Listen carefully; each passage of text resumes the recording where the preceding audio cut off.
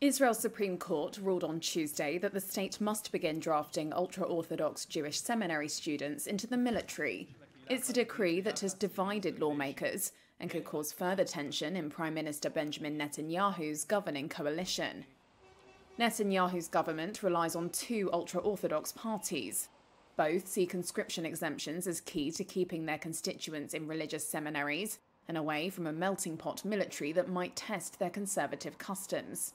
Leaders of those parties said they were disappointed with the ruling, but neither issued an immediate threat to the government. Moshe Roth is from the ultra-Orthodox United Torah Judaism Party. This ruling actually doesn't have any implications, any practical implications. It's more of a declaration more than anything else. It doesn't add anything to the defense issue at this time. So it's very hard to give any credit to this ruling. It doesn't mean much. In fact, the High Court shouldn't have interfered at all in this issue. The prospect of the military starting to draft seminary students could widen cracks in Netanyahu's increasingly brittle coalition. Some voiced hopes that all parties will work together on the conscription issue. Ariel Kalner is from Netanyahu's own Likud party.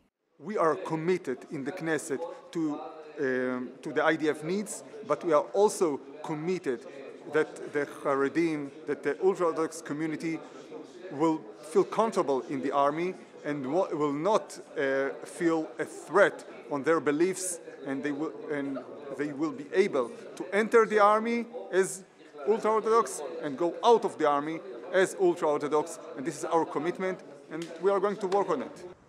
Opposition parties have welcomed the ruling.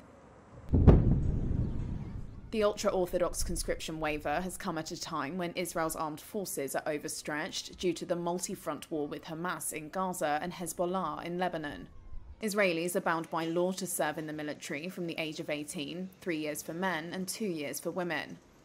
Members of Israel's Arab minority are exempt, though some do serve, and ultra-Orthodox Jewish seminary students have also been largely exempt for decades.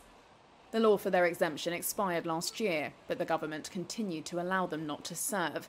In the absence of a new legal basis for the exemption, the Supreme Court's ruling means the state must draft them. Ultra-Orthodox leaders see the exemptions as vital for preserving their traditions. The long-standing military waiver has sparked protests in recent months by Israelis angry that they are shouldering the risk of fighting the war in Gaza. Ultra-Orthodox demonstrators have taken to the streets, blocking roads and marching with signs and banners. The ultra-Orthodox community makes up 13% of Israel's 10 million population, a figure expected to climb due to their high birth rates.